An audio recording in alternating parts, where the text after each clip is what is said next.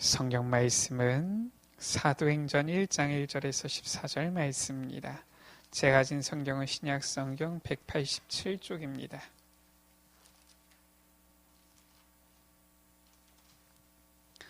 사도행전 1장 1절에서 14절 말씀.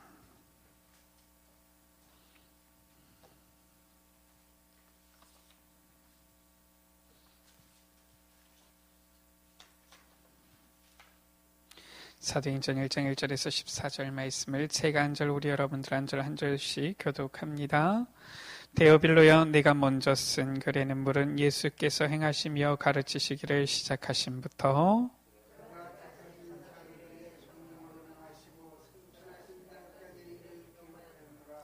그가 고난받으신 후에 또한 그들에게 확실한 많은 증거로 친히 살아계심을 나타내사 40일 동안 그들에게 보이시며 하나님 나라의 일을 말씀하시니라.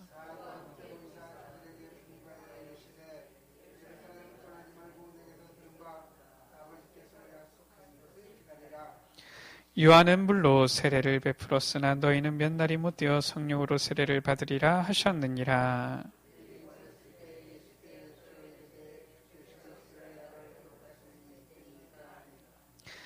이르시되 때와 시기는 아버지께서 자기 권한에 두셨으니 너희가 알 바 아니요.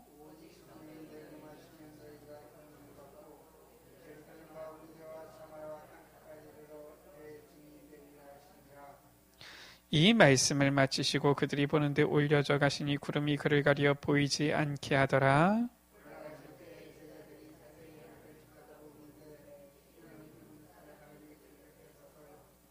이르되 갈릴리 사람들아 어찌하여 서서 하늘을 쳐다보느냐. 너희 가운데서 하늘로 올려지신 이 예수는 하늘로 가심을 본 그대로 오시리라 하였느니라.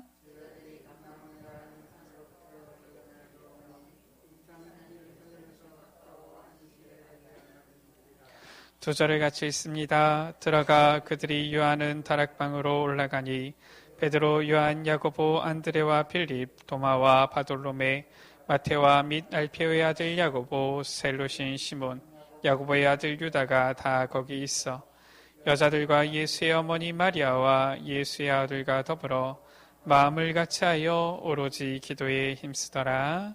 아멘. 오늘은 우리 총회 후원 예배로 드립니다. 아마 지금 거의 대부분 우리 장로님들, 권사님들, 중직자들 대부분이시니까 아마 아시겠죠. 우리 교회는 에베네셀 교회지요. 근데 실은 이제 신앙생활 잘 모르시는 분들은 어디 교회냐 이러지만은 조금 이제 신앙생활을 하신 분들은 묻습니다. 교단이 어떻게 됩니까? 이렇게 묻습니다. 그러면 교단이요? 그게 아니라 우리 여러분들은 다 아시겠죠. 실은 우리는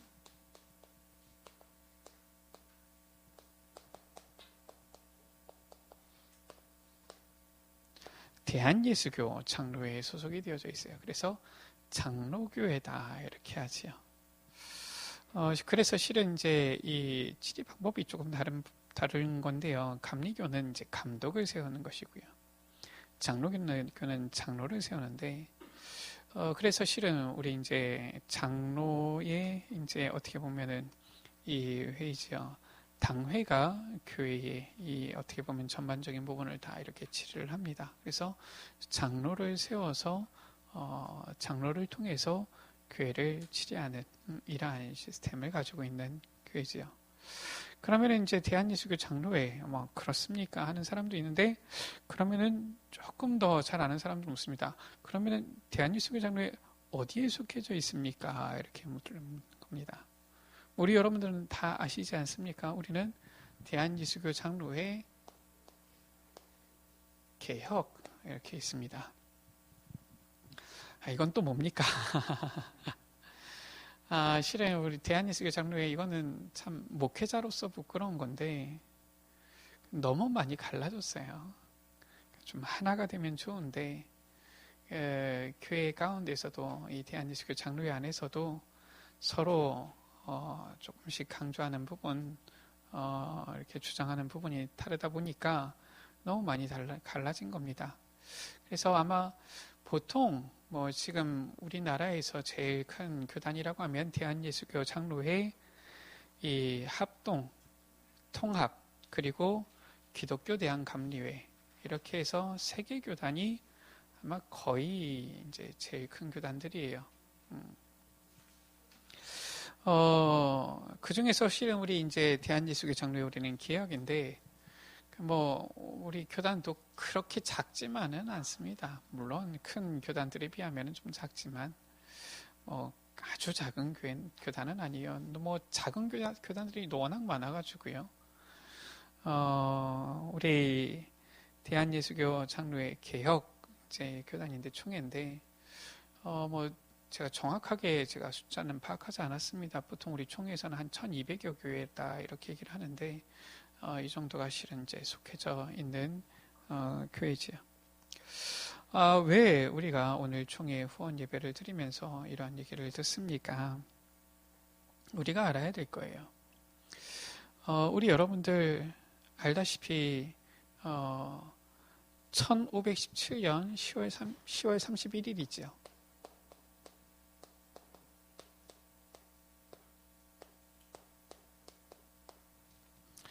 어떤 일이 있었느냐?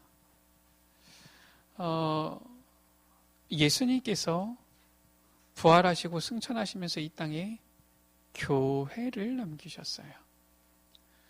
성도요, 성도의 연합인 교회지요. 그러니까 실은 성삼위 하나님께서 한 분이시듯이 교회가 이제 하나가 되어져서 나아가야 되는데, 시간이 지나다 보니까 사람이 참 좀 그래요. 좀 사람이 한결같으면 좋은데, 그 사람들 얘기하잖아요. 뭐 물론 이 중에서는 보니까 우리 허씨 우리 장로님이나 지사님은 잘 아시던데, 이 사람이 보니까 결혼하기 전과 결혼하기 후에 왜 이렇게 변했냐 이러잖아요. 뭐 원래 그런 것인지 아니면 진짜 변한 것인지 모르겠지만, 사람이 지나가다 보면은, 살다 보면은, 시간이 흐르다 보면은 자꾸 뭐가 변하는 겁니다. 그게 좋은 쪽으로 변하면은 오히려 좋을 텐데, 희한하지요. 사람이 시간이 지나면은 오히려 안 좋은 이런 면으로 변하는 경우가 많아요. 저는 성경을 보면서도 이 아담과 하와, 저 분명히 에덴 동산에서 하루 이틀 있다가 죄를 범하지는 않았을 것이다 이런 생각이 들어요. 성경에는 저기 나와 있지 않지만 아마 시간이 어느 정도 지났을 거예요. 그러니까 분명히 저 선악을 알게 하는 나무의 열매를 먹지 말라 했는데 그 열매를 먹고 이 죄를 범하는 것이지요. 왜 그게 맞을 거다라고 생각을 하느냐? 창세기 4장입니다. 저 창세기 3장의 아담과 하와가 죄를 짓고 나서 얼마나 큰 사건이 일어났습니까? 하나님께서 주신 저 에덴 동산에서 쫓겨났잖아요. 아주 비참한 삶이지요. 아니, 보니까 어린 아이가 갑자기 부모를 잃어버리고, 보니까 진짜 이 부모님은 이 자녀를 찾는데 잃어버려가지고 헤매다가 결국은 고아원에서 자라고, 뭐 이런 경우들이 있었잖아요. 뭐 요즘도 많이 있는지 모르겠지만 옛날에는 보니까 밖에 나가는데 아이를 잃어버렸는데 시간이 10년, 20년, 30년 지났는데 못 찾은 거예요. 그렇게 자라가지고 나중에 어떻게 해가지고 부모를 만나게 되니까 왜 그때 나를 안 찾았냐고 막 이러는데, 안 찾았겠습니까, 부모가? 그러니까 이 삶이 얼마나 힘들어요. 이 아담과 하와가 하나님을 떠나서 에덴 동산에서 쫓겨나서 사니까 얼마나 비참합니까? 하나님께서 말씀하신 대로 남자는 땀을 흘려 수고해야지 먹고 살 수 있게 되어진 것이고요. 여자는 해산의 고통을 갖게 되어진 것이고요. 얼마나 큰 이 고통이 왔습니까? 그게 단순히 고통만 와서 끝난 겁니까? 그게 아니잖아요. 저 에덴 동산에서 쫓겨날 때 하나님께서 이 아담과 하와를 위해서 가죽옷을 지어 입히시잖아요. 가죽옷을 지어 입혔다. 그 말은 무엇입니까? 아무 죄 없는 짐승이 죽은 거예요. 어느 짐승이 나는 가죽 필요 없으니까 내 가죽 가져가세요, 이런 짐승이 어디 있어요? 그 짐승이 피 흘려 죽어야 되는 겁니다. 아담과 하와가 죄를 지었기 때문에 그때부터 피 흘림의 제사가 하나님 앞에 필요하게 되어진 거예요. 그 가죽 옷, 어떤 가죽 옷인지는 잘 모르겠지만은, 물론 저는 가죽을 한 번도 벗겨본 적이 없지만은, 가죽을 벗길 때에 피 안 나게 잘 벗기는 사람이 있습니까? 잘 모르겠지만, 어쩌면은 이 피 묻은 피가 떨어지는 가죽 옷이었을지도 몰라요. 그 가죽 옷을 지어 입힌 것이죠. 그러니까 이 아담과 하와에게 있어서 이 창세기 3장 사건은 어마어마한 사건이에요. 엄청난 사건입니다. 잊을 수가 없는 사건이지요. 그런데 창세기 4장 3절은 뭐라고 말씀하고 있습니까? 세월이 지난 후에. 이게 참 무서운 거예요. 세월이 지나서 아담과 하와가 자녀를 낳았잖아요. 아들들을 낳았잖아요. 가인과 아벨을 낳은 겁니다. 얼마나 세월이 지났겠습니까? 그래봤자 많이 지나봤자 불과 몇십 년 아니겠습니까? 한 10년, 20년, 20년, 30년 아니겠습니까? 세월이 지났는데 어떻게 됐느냐? 가인과 아벨이 이제는 일할 수 있는 때가 되어져서 일을 해서 하나님께 제사를 드리잖아요. 분명히 아마 일을 할 수 있는 때가 되어졌으니까 일찍부터 일을 했으면은 하여튼 10대 말 아니면은 20대 초반일 수도 있겠지요. 일을 해서 이제는 하나님께 제사를 드리는데 그 부모님 통해서 아담과 하와 통해서 얘기 안 들었겠습니까? 근데 세월이 지난 후에 이게 참 무서운 말이에요. 가인은 자기는 농사하는 자였기 때문에 곡식을 가지고 하나님께 제사를 드린 거예요. 뭐가 잘못됐습니까? 곡식 가지고 제사 드리는데. 근데 그게 잘못이에요. 뭐냐? 자기의 생각에는 옳은 대로 했는데 하나님의 말씀에 따라가지 않은 거예요. 우리가 여호와 하나님을 경외하라. 무엇입니까? 내 소견에 옳은 대로가 아니라 하나님의 말씀을 따라가라라는 거예요. 아벨은 이 가축 치는 자였기 때문에 짐승을 잡아다가 하나님께 제사를 드립니다. 그러니까 뭘 잘 모르는 사람들은 저 가인의 정성이 부족한 것 아니냐. 아니 솔직히 정성이 부족한 사람이면 하나님께서 안 받았다고 해가지고 그렇게 우그락풀그락 얼굴이 변하고 화를 내겠습니까? 아니에요. 제가 봤을 때에는 가인이 아벨 못지않게 굉장히 정성껏 하나님께 제사를 드린 겁니다. 당연히 하나님께서 자기의 제사를 받을 거라고 생각했었을 거예요. 그러니까 그렇게 난리가 나지요. 하나님께서 내 제사 안 받을 수도 있다. 이랬을 것 같으면 그런 사건이 일어났겠습니까? 지금 가인은 철석같이 내가 너무나도 잘해서 정성껏 제사를 드렸기 때문에 하나님께서 내 제사는 반드시 받으실 거야. 이렇게 생각을 했을 거란 말이에요. 근데 하나님께서 아벨의 제사는 받으시고 가인의 제사는 받지 않으셨어요. 이유가 뭡니까? 한 가지입니다. 피예요. 구약시대에는 피 제사가 아니고선 하나님께 나갈 수가 없던 거예요. 왜냐? 죄의 싹은 사망인데 피 흘림이 없은즉 죄사함이 없느니라 라고 했어요. 왜냐? 피는 생명을 말하잖아요. 그러니까 지금이야 우리가 예수 그리스도를 통하여서 이제는 피제사 드리지 않고서도 하나님께 예수 그리스도 이름으로 우리가 예배를 드리고 하나님께 나아가는 것이지. 누가 설명 좀 잘해주세요 이러시는데 지금은 꼭 피 흘리지 않아도 됩니다. 보니까 저 인도 같은 경우는 지금도 짐승 잡아가지고 막 피 흘려가지고 막 하던데 지금은 그럴 필요 없어요. 그냥 지금은 그냥 맛있게 그냥 드시면 됩니다. 잡아가지고. 그 구약 시대에는 그때는 피 제사가 필요했던 거예요. 그래서 아벨의 제사, 피 흘림의 이 제사는 하나님께서 받으시고 가인의 제사는 정성이 부족해서가 아니라 피 흘리는 이 제사가 아니었기 때문에 희생 제사가 아니었기 때문에 하나님께서 받지 않으신 것이지요. 그래서 어떤 일이 일어납니까? 가인이 아벨을 돌로 쳐서 죽이잖아요. 완전히 저 가족의 처참한 비극이 일어난 거예요. 저는 솔직히 말해서 목사기 때문에 병원 신방도 많이 가봤고 장례식도 많이 가봤는데 솔직히 말해서 제일 어려운 때가 언제냐? 자녀를 먼저 떠나보낸 이 부모. 뭐라고 위로해야 될지 모르겠더라고요.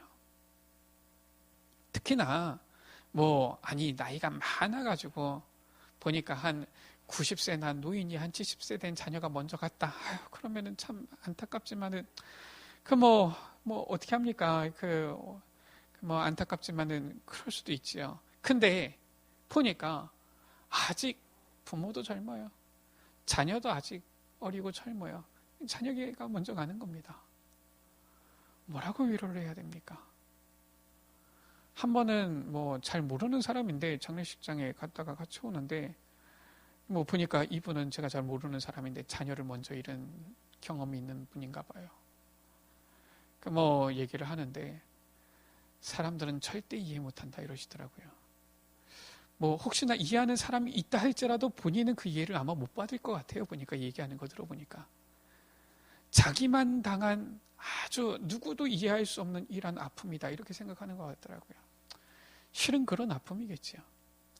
이 아담과 하와가 지금 한 아들은 살인자가 되어졌고요. 한 아들은 죽었단 말이에요. 왜? 세월이 지난 후에. 세월이 지나니까 자꾸 변하는 거예요. 어떻게 변하느냐? 자꾸 언약이 희미해지고 놓치는 겁니다.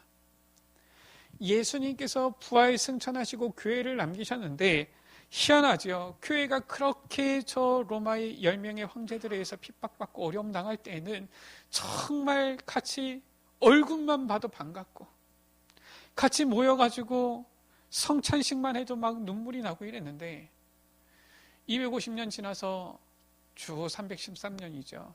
콘스탄틴 황제 때 기독교가 국교로 공인되어지잖아요. 그러니까 어떻게 됩니까?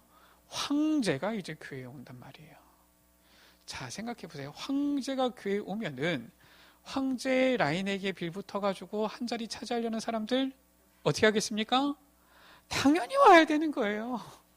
그렇지 않습니까?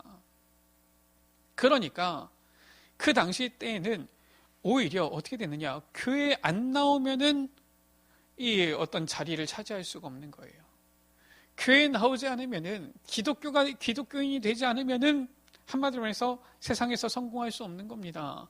이런 시대가 돼버린 거예요. 그러니까 점점 본질은 놓치고 쓸데없는 얘기에 관심 갖는 거예요. 그래서 예전에 우리 담임 목사님께서 설교하실 때에도 얘기해 주셨잖아요. 뭐에 관심이 있느냐? 정말 우리에게 주신 복음 여기에 관심이 있어야 되는데 그게 아니라 바늘 위에 천사가 몇 명이나 올라갈 수 있겠냐? 이런 쓸데없는 얘기하는 겁니다. 아니 바늘 위에 천사가 한 명이 올라가든 10명이 올라가든 뭔 상관입니까 그게? 그렇잖아요. 아니 바늘 위에 천사가 안 올라가면 뭐 어떻습니까? 그럼 천사 아닙니까? 아니잖아요. 그런 쓸데없는 이제 관심을 갖는 거예요. 그러다 보니까 어떻게 되느냐? 쓸데없는 관심 갖는 것까지만 해도 참 다행인데 나중에는 이제 변질되어지는 거예요. 이제는 하나님의 말씀 안 듣고요. 우리가 지난번에 말씀 보았잖아요. 이 율법 교사들 진리의 이 열쇠를 가지고 자기네들도 들어가지 않고 남들도 들어가지 못하게 하는 그 일들을 이 중세시대 때 교회가 했던 거예요. 그래서 어떻게 했느냐? 우리 여러분들은 실은 은혜입니다. 실은 우리가 다른 건 몰라도 성경을 이렇게 우리가 가지고서 성경을 읽을 수 있다는 것만으로도 은혜예요. 이 전까지는 성경을 아무나 읽을 수 없었어요.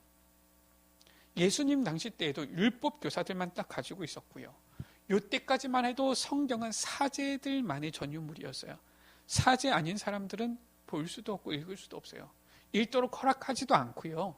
설령 읽으려고 해도 보니까 언어가 달라요.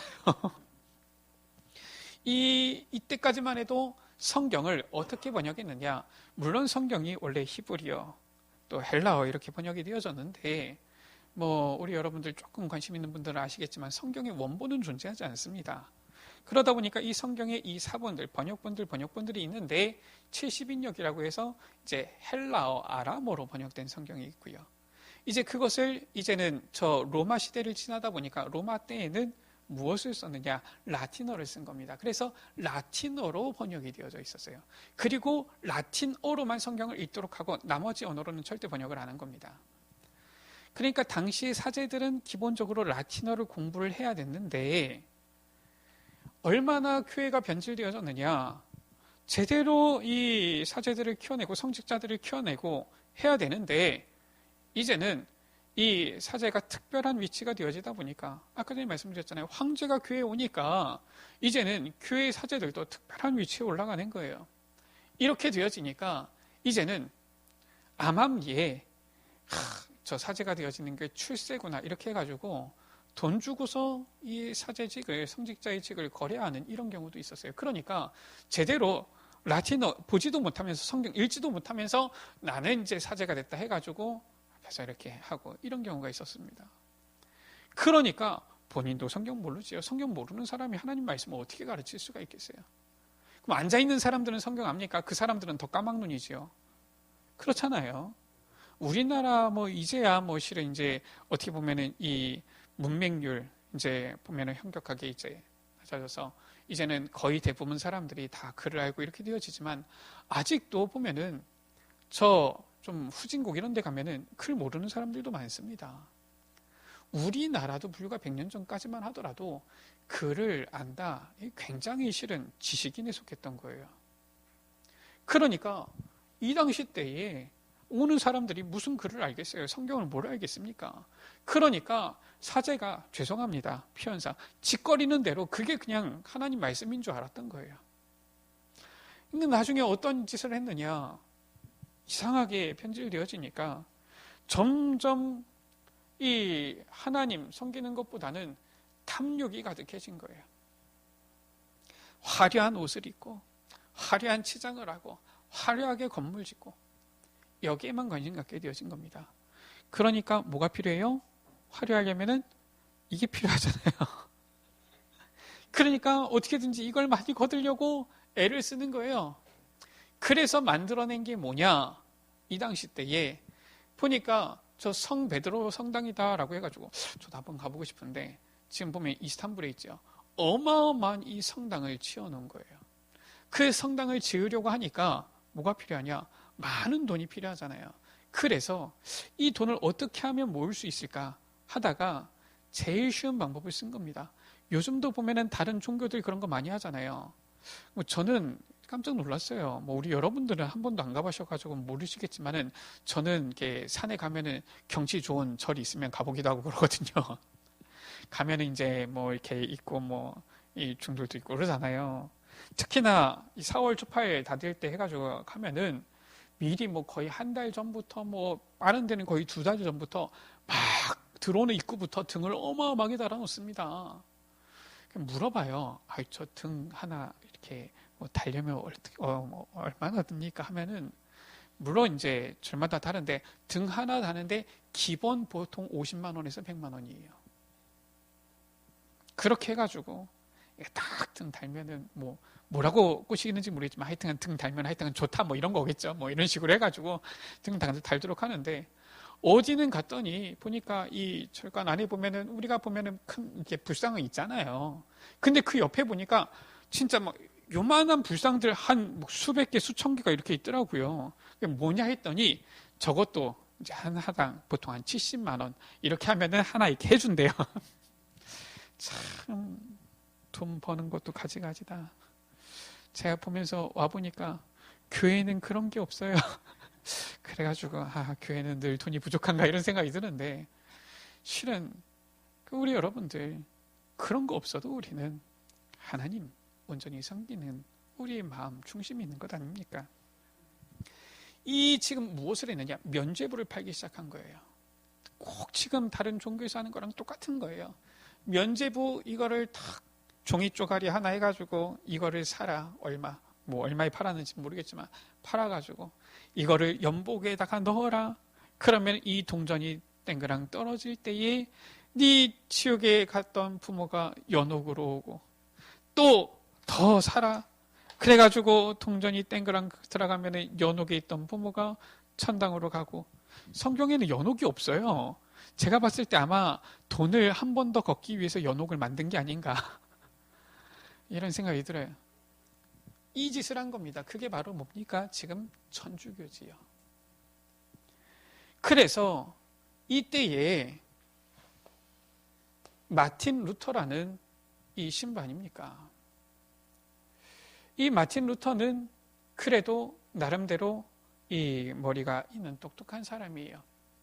원래는 그 아버지 뜻에 따라서 법을 공부하려고 했었던 사람인데 이 사건을 통하여서 이 벼락천둥 치는 사건이었죠. 그때 회심하게 되어지고서 이제는 이 신부의 길을 가게 되어졌는데 늘 고민이 있었던 거예요. 하나님 앞에서 살려주시면 내가 신부가 되겠습니다 해서 갔는데 이 성경을 보면서 무슨 고민이 있느냐. 성경의 말씀을 보고 교황이 하고 하는 것들을 보니까 교회에서 하는 것들을 보니까 뭐가 안 맞는 겁니다. 자기에게 계속 되어지는 이 고민 질문이 있었던 거예요. 그래서 이 루터가 얼마나 실은 머리가 좋은지 교수가 되어진 겁니다. 비텐베르크라는 이 도시의 신학교 교수가 되어진 거예요. 그래서 로마서를 강의를 하는데 로마서를 읽을수록 이 로마서를 연구할수록 이 성경의 말씀과 지금 교회의 모습이 전혀 반대되어 있단 말이에요. 그래서 이때 뭐 어마어마하게 큰 개혁을 하자 이게 아니라 진짜 종이도 그냥 요만한 종이에요. 작은 종이에다가 쓴 겁니다.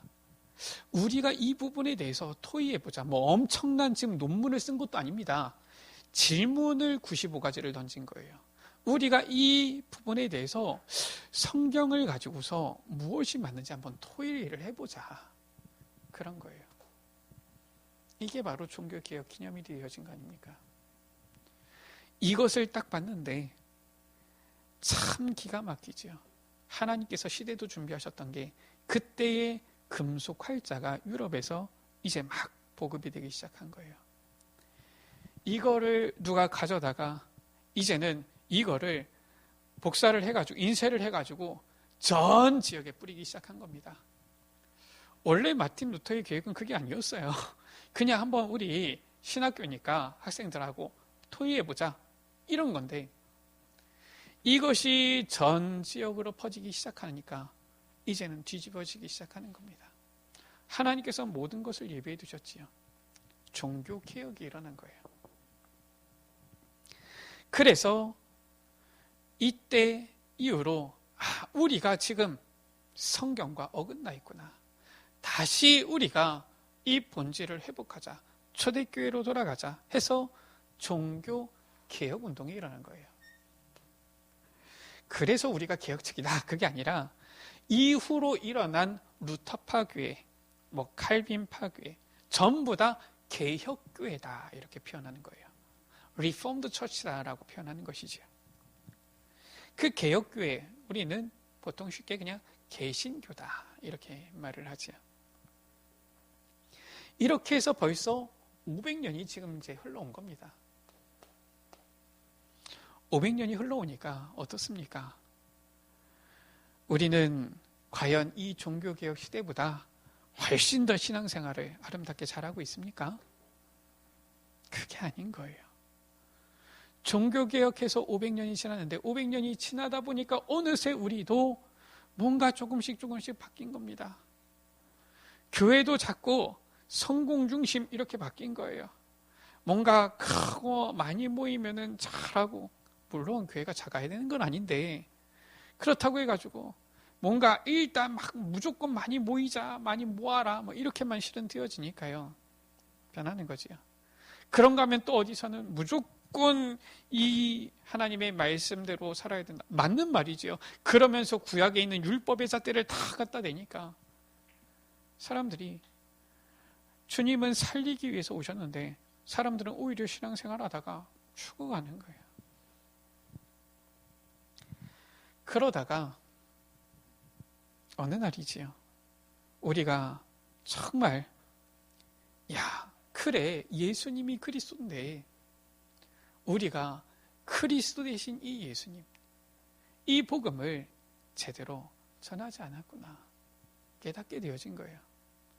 강단에서 많은 말들 사랑, 평화 이런 얘기들은 하는데 정작 그리스도는 많이 우리가 말을 하지 못했구나 전하지 못했구나 이 부분이 깨달아진 것이지요. 그게 바로 무엇입니까? 우리가 만난 이 복음운동 아닙니까? 그래서 이 복음운동 너무 사람들이 충격받으니까 뭐 우리 교회에서는 실은 우리 사모님이 제일 먼저 충격받으신 거 아니에요. 그래가지고 이제 우리 교회가 같이 이 복음운동 안에 들어온 거 아닙니까? 덕분에 제가 은혜를 입었지요.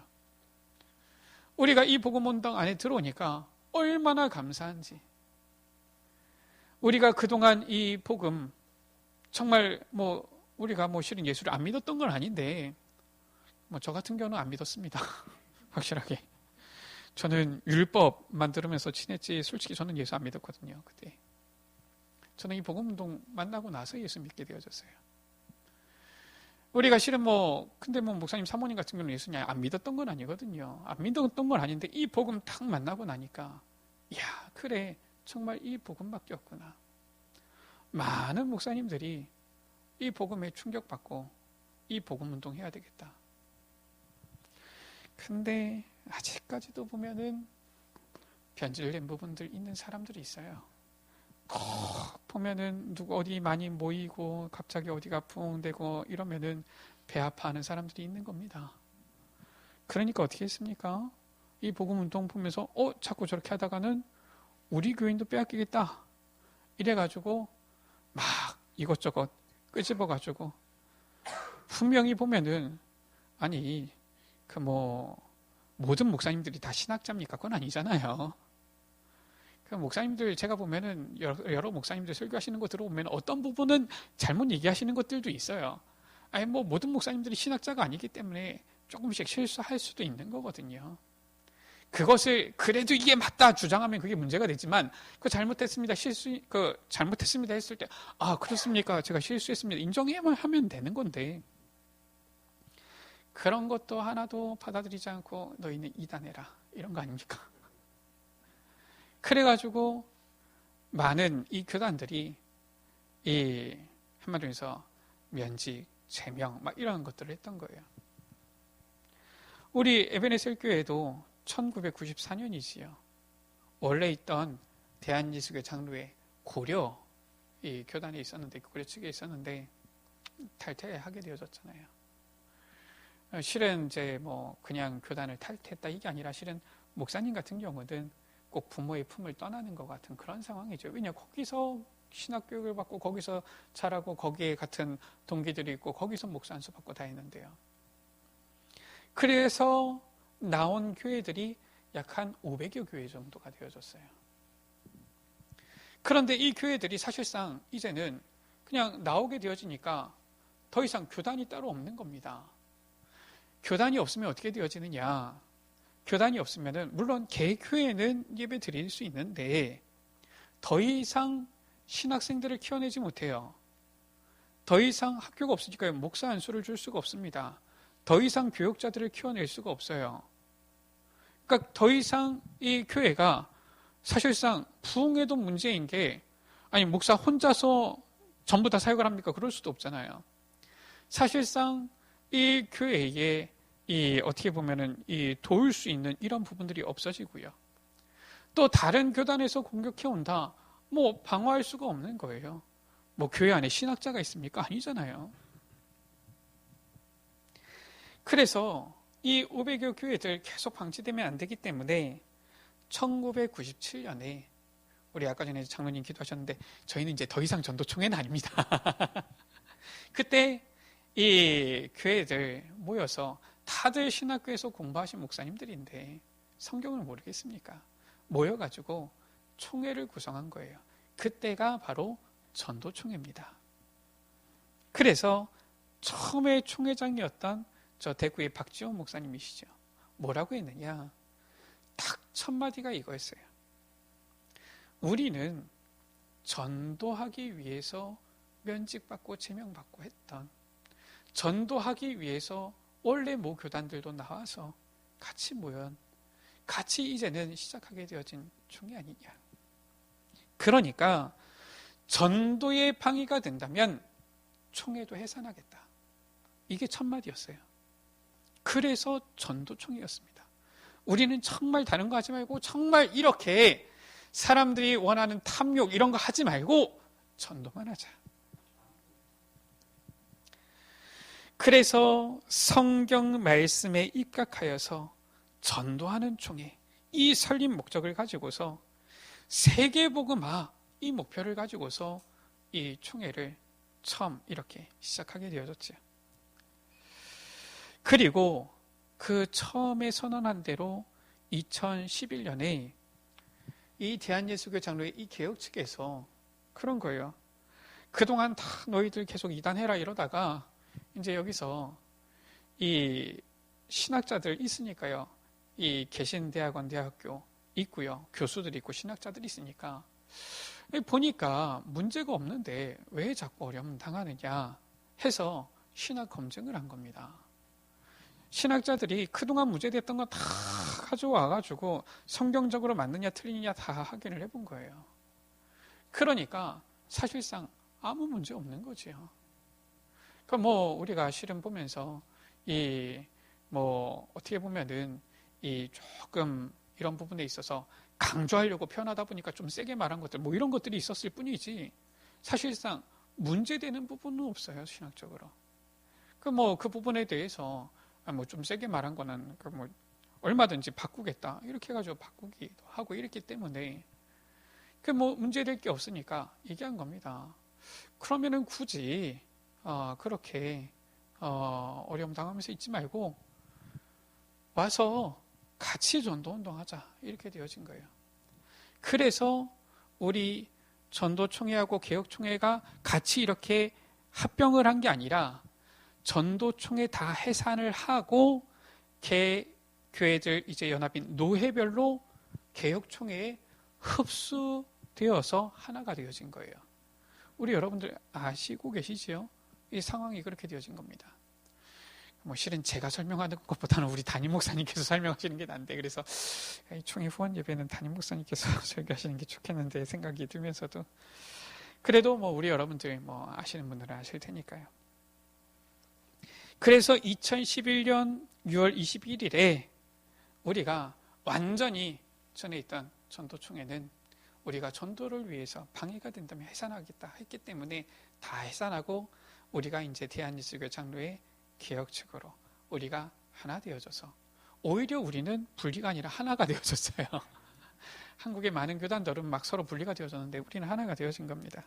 그래서 지금 이 개혁총회 이 같이 이제는 전도운동하자라고 해서 여기까지 오는 것이지요. 그래서 우리 총회는 처음부터 그래요. 다른 것 아닙니다. 정말 이 복음만 전하고 전도하자. 이것을 위해서 목이라도 내어놓으신 목사님들, 제명당하고 면직당하고 막 탈퇴하고 이런 목사님들, 이런 분들과 함께해서 그분들의 이 정신을 이어받아서 성경적인 전도운동, 여기에 실은 우리가 딱 방향을 맞추는 것이지요. 이 성경적인 전도운동이 바로 무엇이냐? 바로 이 초대교회의 전도운동이에요. 이 초대교회 전도운동을 위한 총회입니다. 그러니까 실은 우리 교회가 자꾸 연약해도 우리가 총회에 같이 기도를 담고 힘을 모으는 것이 실은 맞는 것이지요.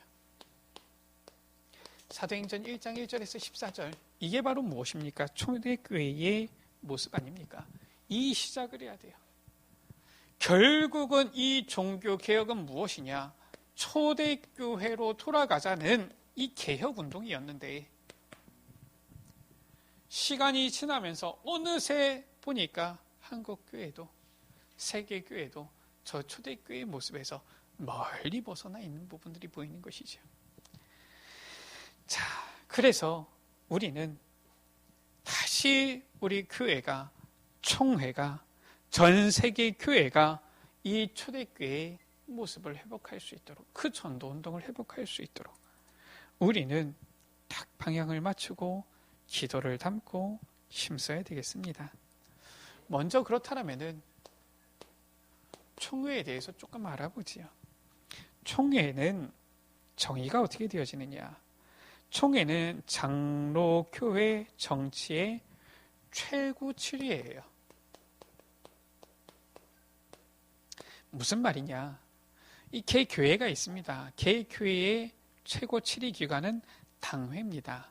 그런데 이 개교회들의 연합이 있어요. 지역 안에서의 연합이 바로 노회입니다. 우리 지난번에 노회 있다고 광고를 드렸었는데, 이 각 지역마다 이 노회의 연합이 바로 총회인 거예요. 그래서 총회는 노회가 원활하게 운영되어지고 노회 산하의 모든 교회들이 이 전도운동, 복음운동을 할 수 있도록 이 보호하고 지도하고 감독하고 어떻게 보면 이 보호막 역할을 하는 것이고요. 또 지역 안에서는 노회가 이제는 각 개교회들이 마음껏 이 복음운동을 할 수 있도록 지도 감독하는 이런 역할을 하는 것이지요. 그래서 총회는 이 우리 교단 안에서의 최고의 교회 치리회다라고 할 수 있어요. 왜 총회가 필요합니까? 아까 전에도 말씀드렸지만은 이 모든 교회들을 대표하고요. 그리고 보호하고요. 무슨 일이 있으면은 우리 교단 안에도 이제는 신학교 있고 교수도 있으니까 이 신학자들이 딱 얘기하는 거예요. 너가 많이 아느냐, 내가 많이 아느냐, 나도 신학자다 해가지고 성경 까보자 해가지고 맞냐 틀리냐 보호하는 거예요. 그리고 또 올바로 할 수 있도록 감독할 뿐만 아니라 이 후대, 이 교역자, 학교를 세워가지고 운영해서 이제는 학교를 통해서 후대 이 교역자들을 세우는 거예요. 그래서 지금도 이제 우리 있는 RTS 신학교 같은 경우는 이 총회 산하 신학교고요. 그리고 목사, 이 코시나 이런 부분들을 총회에서 진행을 해서 결국은 이 목회자를 길러내는 역할을 하는 거예요. 물론 안수는 노회에서 주는데 사실상 실제 모든 과정은 총회에서 사실상 다 이렇게 하는 것이죠. 그래서 이 총회는 결국 목표가 무엇이냐? 이 초대교회의 전도운동,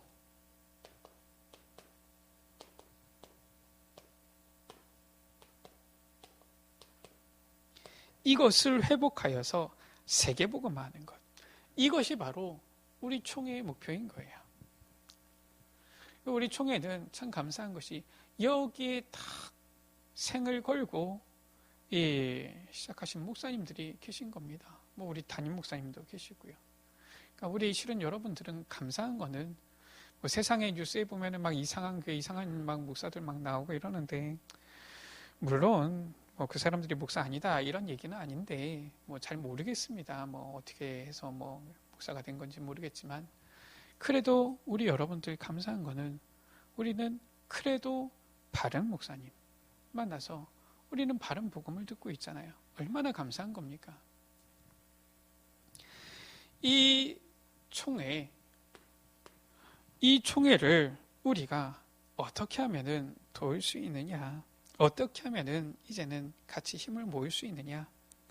이제는 우리가 이해해야 할 이 성경적인 초대교회 전도운동이지요. 이 초대교회는 이 성경적 전도운동인 거예요. 우리는 정말 성경으로 돌아갈 때, 말씀으로 돌아갈 때에 사실상 올바른 이 복음운동을 회복하고 올바르게 우리가 같이 이 방향에 맞춰서 힘을 모으고 나아갈 수 있는 것이지요. 우리 여러분들, 우리의 신앙의 기준은 항상 무엇이냐? 성경이어야 됩니다. 우리 여러분들, 우리가 계속 말씀 보고 있지만 저 바리새인들이 왜 책망을 받느냐? 성경 말씀을 읽으면서도, 성경 말씀을 알면서도, 저 율법교사들이 성경에 대해서 잘 알면서도 그 말씀대로 행하지 않고 자기의 생각에 옳은 대로만 하니까 문제가 되어졌던 거예요. 우리는 성경 말씀 보고서 말씀 따라가야 되는 거예요. 그렇잖아요. 그래서 가능하면 성경 말씀 많이 읽으시면 좋습니다. 우리 호상구 지사님 같은 경우는 집에서 보니까 성경을 계속 읽으시던데, 그 우리 세례교육 받으실 때, 물론 이제 제가 오기 전에는 세례교육을 어떻게 하셨는지 모르겠지만, 제가 오고 나서는 세례교육 할 때, 이 보면은 세례교육, 이 교재에 보면 있거든요. 모든 이 세례교인 되어지는 성도는 성경을 매일 읽어야 된다. 가르쳐 드립니다. 물론 하시는지 안 하시는지는 제가 점검을 안 하지만 우리 여러분들 배운 대로만 신앙생활 하시면 돼요. 뭐 특별하게 어렵게 생각하실 거 없습니다. 우리가 실은 지금까지 잘 배웠는데 안 해서 문제지.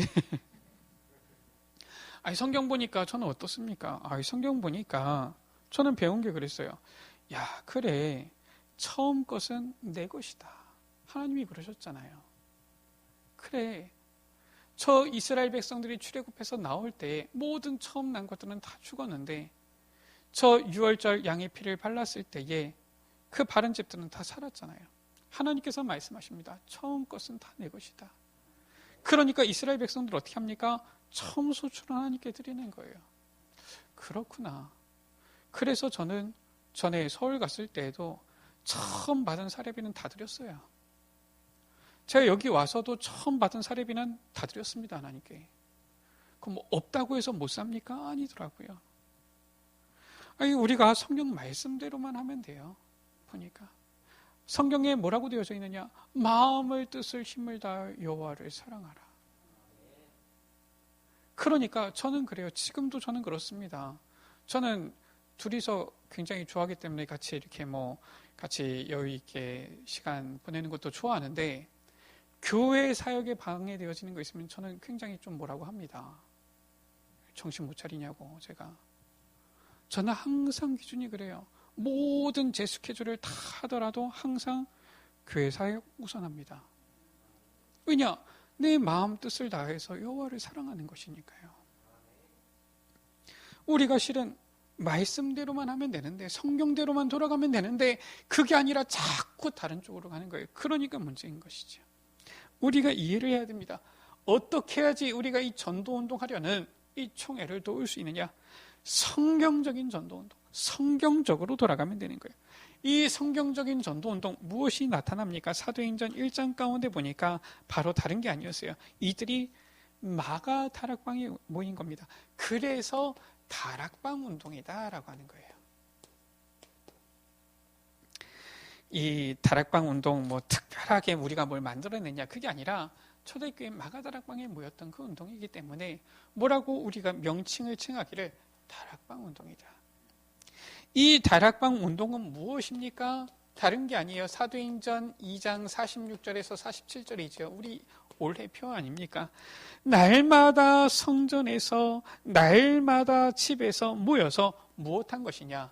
말씀 운동한 거예요. 대부분의 많은 성도들이 이미 변질이 돼가지고 어떻게 됐느냐? 교회에 와서는 성경 보는데 집에 가면 성경 탁 덮어놓고 한 번도 보질 않아요. 교회에 와서는 예수님 얘기하는데 밖에 나가서는 예수님 얘기 안 해요. 참 예수님 얘기도 교회 와서도 안 하는 경우가 많았지 보니까 교회에 와서는 신앙인 척하는데 밖에 나가면 전혀 예수 믿는 척 안 하는 거예요. 그러니까 이런 얘기가 있잖아요. 오늘 목사님이 하신 얘기인데 보니까 어느 두 분이 보니까 싸운 거예요. 싸워가지고 보니까 얼마나 싸웠는지 한 사람은 보니까 입을 날려가지고 이빨이 나갔고요. 한 사람은 어찌나 또 세게 쳤는지 코가 돌아가 버린 거예요. 이야, 서로 화가 나가지고 고소해가지고 둘 다 병원에 입원해버린 겁니다. 근데 왜 그런지 그 동네는 같은 병실에 입원시키는지 같은 병실에 입원을 한 거예요. 근데 주일이 된 겁니다.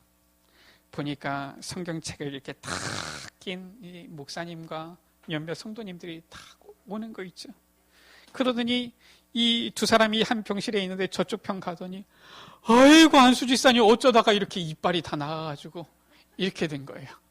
아이고 보니까 저 사람이 교회 안수 집사라. 그런 거 있죠. 근데 시간이 좀 지났어요. 좀 지났더니 이제는 또 저쪽 편에 사람이 오네요. 또 보니까 이 성경책을 딱 든 어느 목사님과 성도님들 몇 분이 와가지고 아이고 장로님 어쩌다가 이렇게 코가 다 돌아갔습니까? 이쪽에서 저기를 보니까 저기는 장로라. 한쪽은 안수집사고 한쪽은 장로고 둘이 딱 보니까 눈치챘거든요. 바로 고소 취하고 나가면서 얘기하는 거예요. 아이 장로님 교회 다니신다고 장로라고 조금만 얘기하시지 그럼 내가 이렇게 코를 안 돌려놨을 텐데 이랬어요. 이랬더니 이 장로님 하시는 말이 더 가관인 거예요. 내가 당신이 안수 집사인지 알았나? 그렇게 잘 마시니까 내가 알 수가 있냐? 뭘 그렇게 잘 마셨겠어요? 앞장서 가지고 마신 거죠. 그러니까 모르는 거예요. 밖에 나가면 조금도 티 안 내는 겁니다. 초대교회는 어땠습니까? 성전에 있든지 집에 있든지 성전에서 말씀을 나누고 모이기를 힘쓰고 집에서 떡을 떼면서 말씀을 나누고 이 말씀 운동했던 거예요. 이 전도운동 하자는 거예요. 이것을 위해서 500여 목사님들이 이 복음운동을 위해서 때로는 면직당하기도 하고 제명당하기도 하고 탈퇴하기도 하면서 온 거라니까요. 이 총회를 구성했다니까요.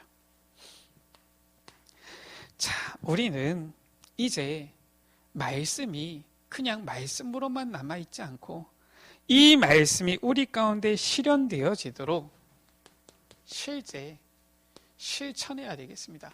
그래야지 증인되어지는 거예요. 자, 어떻게 실천합니까? 초대교회 똑같이 하면 됩니다. 오늘 말씀입니다. 오늘 말씀 가운데 이 초대교회 성도들이 지금 마가다락방에 모인 거예요. 그냥 모였느냐? 그렇지 않습니다. 이들이 붙잡은 언약입니다. 어떤 언약을 붙잡았느냐? 오늘 사도행전 1장 읽었지요. 1절에 내가 먼저 쓴 글에는 무엇을 말합니까? 이 사도행전 누가가 기록했어요. 의사 누가가 기록한 겁니다. 바로 누가복음이에요. 누가복음 뭡니까? 누가복음입니다. 복음서예요. 예수 그리스도에 대한 기록입니다. 내가 먼저 쓴 글 바로 오직 그리스도 이 언약이에요. 예수님이 그리스도 되신 그 십자가 사건을 보고 듣고 알고 체험하고 예수님이 그리스도시구나 정말 깨닫고 믿는 자들이 지금 오늘 마가다락방에 모였다라는 거예요. 우리가 우리 강성근 성도님 신방할 때에도 그리스도 실은 이 부분에 대한 말씀을 보았지요. 많은 사람들이 신앙생활하면서도 교회 다니면서도 잘 모릅니다. 예수님이 누구예요? 예수 들어봤는데 그리스도인가? 그리스도가 뭐예요? 이 그리스도 예수지. 무슨 돌림놀이 하는 것도 아니고요. 예수님이 그리스도가 되셨다. 성경을 이것을 말씀하고 있는데 사람들이 그게 무슨 말인지 모른다니까요. 뭐 그리스도 알고 어떻게 알아? 어떤 사람은 예수 그리스도가 무슨 말인지 아세요? 그거 외국어라서 잘 몰라요. 맞죠? 외국어. 그리스도 헬라어니까요. 근데 무슨 뜻인지 모르는 거예요. 우리의 근본 문제 3가지 해결하신 기름 부음 받은 자 되신 구원자 되신 그리스도. 이 언약을 딱 붙잡고 무엇입니까? 3절이지요. 부활하신 주님께서 제자들에게 40일 동안 하나님 나라의 일에 대해서 말씀하셨어요. 이 하나님 나라. 참 저는 이 하나님 나라 깊이 막 이렇게 누려지는데 실은 어떻게 설명해야지 잘 설명할지 모르겠어요. 그러나 실은 우리 여러분들에게 제가 여러 번 설명은 드리지 않았습니까? 이제 깨닫고 누리는 것은 성령의 역사로 인해서 여러분들이 누셔야 되는 거지요. 하나님 나라 임하면 다 끝나는 거예요.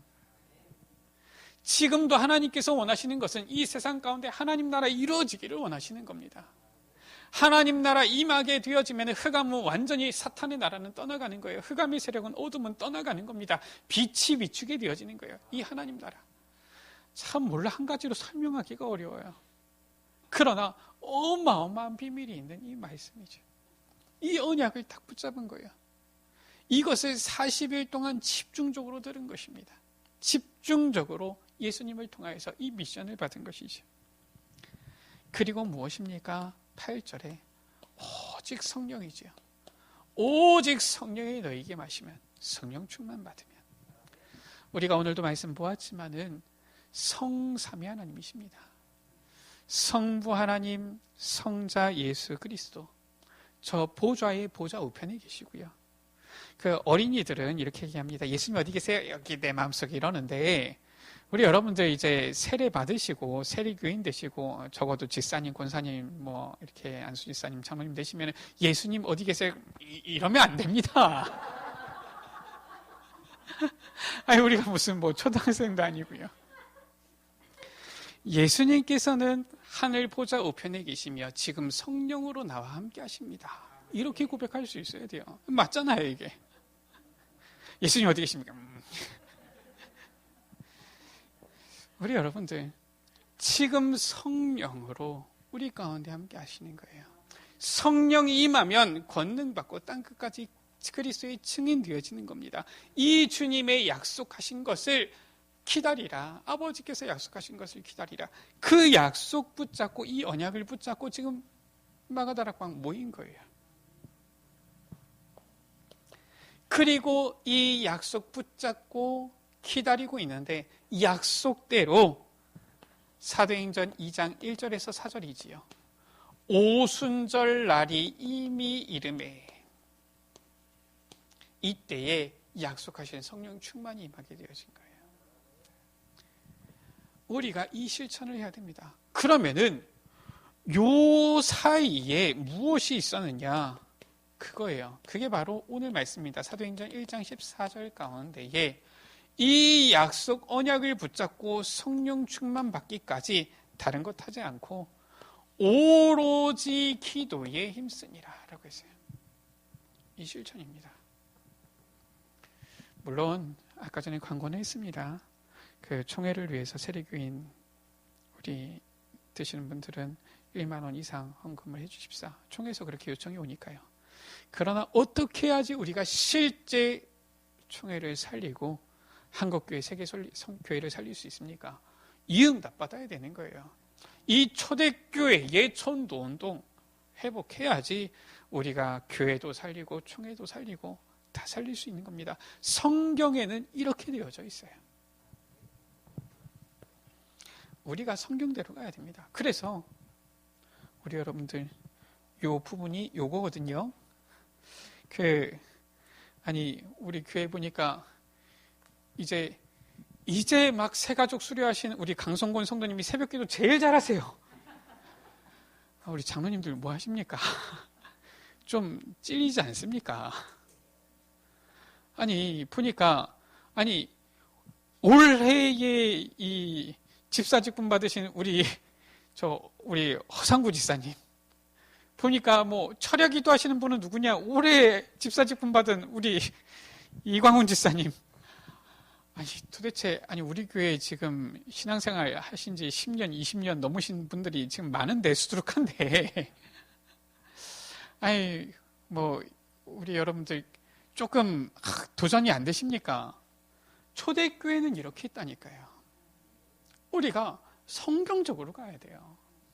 자꾸 안다 이게 아닙니다. 아는 것으로 끝나서는 아무 소용없어요. 이때는 사람들이 몰랐겠습니까? 다 알았어요. 다 알았는데 성경 말씀보다 교황의 말이 더 위에 있어. 이런 식으로 우긴 거예요. 지금도 천주교는 그렇습니다. 성경의 말씀보다 교황의 말을 더 우선으로 하는 교리를 가지고 있어요. 그러니까 저는 생각합니다. 천주교에서는 그러면 예수 믿는 사람 없냐? 구원받는 사람 없냐? 저는 확실하게 얘기 드릴 수 있는 게 천주교에서 교리대로 가르치는 대로 믿지 않으면 구원받을 수 있어요. 왜냐? 그들도 성경 가지고 있으니까요. 교리대로 하면 구원 못 받습니다. 왜냐? 성경보다 교황의 말이 우선인데요. 그렇게 되어 있어요. 거기에는 어떻게 되어져 있느냐? 마리아를 원죄 없는 성모 마리아라고 교리적으로 가르치고 있어요. 그러니까 교리대로 하면 거기는 구원 못 받아요. 우리는 성경적으로. 그래서 우리는 이 성경적인 초대교회의 이 모습을 회복해야 되는 거예요. 그게 바로 무엇이냐? 그게 개혁인 거예요. 그래서 리폼드 처치다. 우리가 보통 개혁교회다 하라고 하는데 리폼드, 그게 무슨 말이냐? 원래의 폼이 있다는 거예요. 그 원래의 폼으로 되돌아가야 된다는 겁니다. 그래서 리폼드예요. 제가 너무 어려운 영어를 씁니까? 아니잖아요. 우리 여러분들 다 아시잖아요. 그래서 원래의 모습, 성경적인 모습으로 돌아가야 돼. 그게 바로 초대교회의 모습입니다. 설령 만약에 우리 교단도 성경적으로 안 한다, 그러면은 우리만이라도 성경적으로 돌아가야 되는 거예요. 그런데 감사하게도 500여 넘는 목사님들이 지금부터 거의 한 25년 벌써 더 됐지요. 그때 30년 이제 가까이 돼가는데 이 성경적인 이 복음운동 하겠다고 생을 걸었던 거예요. 그 가운데 이 복음운동 속에 이제 여러분들이 있는 겁니다. 감사한 일인 거예요. 우리가 정말 교단을, 우리 총회를 위해서 정말 기도하고요. 정말로 우리 교회가, 우리 총회가 정말 하나님 앞에서 부끄러움 없는 하나님 앞에 서서 정말 올바른 복음운동하는 성경적인 전도운동하는 교회가, 교단이 되어지도록 우리가 같이 기도해야 되겠습니다. 우리 시간 같이 우리 합심으로 우리 교회를 위해서, 교단을 위해서 합심으로 기도하시겠습니다. 하나님 아버지, 우리 교회가, 우리 교단이 성경적인 전도운동하는 교회가, 성경적인 이 복음운동하는 교단이 되어지도록 은혜 베풀어 주옵소서. 세월이 지난 후에, 세월이 지나니까 자꾸 편질이 되어지고 자꾸 잘못된 쪽으로 자꾸 이렇게 변화가 되어지는데, 주님, 우리는 시간이 지나도 계속 성경적인 모습으로 되돌아갈 수 있도록 은혜 베풀어 주옵소서. 그리하여서 정말 우리에게 주신 이 귀한 복음운동, 초대교회 전도운동을 회복하는 우리 교회가 되어지도록 은혜 베풀어 주옵소서. 이 초대교회 전도운동을 회복하는 우리 총회가 되어지도록 은혜 베풀어 주옵소서. 우리 교회에 하나님께서 은혜 주시고 힘을 주셔서 정말로 교회를 살리고 총회를 살리며 정말로 한국교회, 세계교회 살리는 데 헌신하며 나아갈 수 있도록 은혜 베풀어 주옵소서. 우리 구주 예수 그리스도 이름으로 기도드립니다. 하나님, 우리 에베네셀 교회를, 또 우리 개혁총회를 사랑하여 주셔서 정말 이 성경적인 이 모습으로, 초대교회의 그 모습으로, 초대교회의 그 전도운동 하는 성경적인 모습으로 돌아갈 수 있도록 우리에게 말씀 주시고 깨닫게 하시고 은혜 주심을 감사합니다. 세월이 지나도 정말 우리는 편안치 않고 성경적인 이 복음운동 펼쳐나갈 수 있도록, 성경대로 행하며 나아갈 수 있도록 은혜 베풀어 주옵소서. 그래서 교회 살리며 우리 교단 살리며 총회를 살리며 한국교회, 전 세계교회 살리는데 쓰임받으며 헌신하는 우리 에베네셀 교회 되어지도록 은혜 베풀어 주옵소서. 우리 구주 예수 그리스도의 이름으로 기도드립니다. 아멘.